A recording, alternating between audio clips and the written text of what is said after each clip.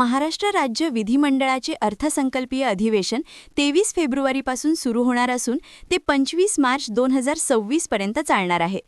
मुंबईत होणाऱ्या या अधिवेशनात राज्याचा अर्थसंकल्प 6 मार्च रोजी सादर करण्यात येणार आहे.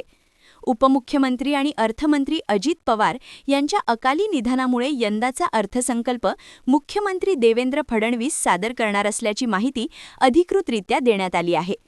विधान परिषदेचे सभापती राम शिंदे आणि विधानसभा अध्यक्ष राहुल नार्वेकर यांच्या अध्यक्षतेखाली तसेच मुख्यमंत्री देवेंद्र फडणवीस यांच्या प्रमुख उपस्थितीत विधान परिषद व विधानसभा कामकाज सल्लागार समितीची महत्त्वपूर्ण बैठक पार पडली.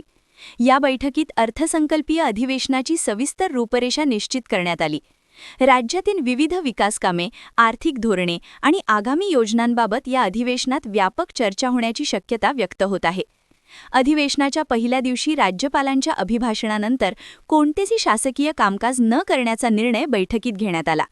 पहिल्या दिवशी अजित पवार यांच्याबाबत दोन्ही सभागृहात शोक प्रस्ताव संमत करण्यात येणार असून यावेळी प्रत्येक पक्षांचे गटनेते आणि 3 सदस्यांना सभागृहात बोलण्याची संधी देण्यात येणार आहे. तर मुख्यमंत्री फडणवीस दुसऱ्या दिवशी पुरवणी मागण्या आणि अर्थसंकल्प 6 मार्च रोजी मांडतील. राज्याच्या राजकीय आणि आर्थिक दृष्टीने महत्त्वपूर्ण मानल्या जाणाऱ्या या अधिवेशनात विरोधकांकडून विविध मुद्द्यांवर सरकारला धारेवर धरण्याची शक्यता असून सरकारकडूनही आगामी वर्षासाठीचे आर्थिक नियोजन आणि विकासाचा आराखडा मांडला जाणार आहे.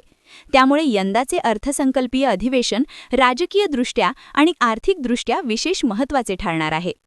क्या आप भी चाहते हैं जटिल रोगों पर विशेष रूप से आयुर्वेदिक उपचार? तो मिलिए 77 वर्षों से आयुर्वेद सेवा में लगी हुई शिवशंकर आयुर्वेदिक एजेंसी, अनुभवी वैद्य डॉक्टर, सभी प्रसिद्ध कंपनियों की दवाइयाँ और सभी प्रकार की जड़ी बूटियों और रोग प्रतिकारक शक्ति बढ़ाने के लिए कई प्रकार की दवाइयाँ प्राप्त करने का एकमात्र विश्वसनीय स्थान.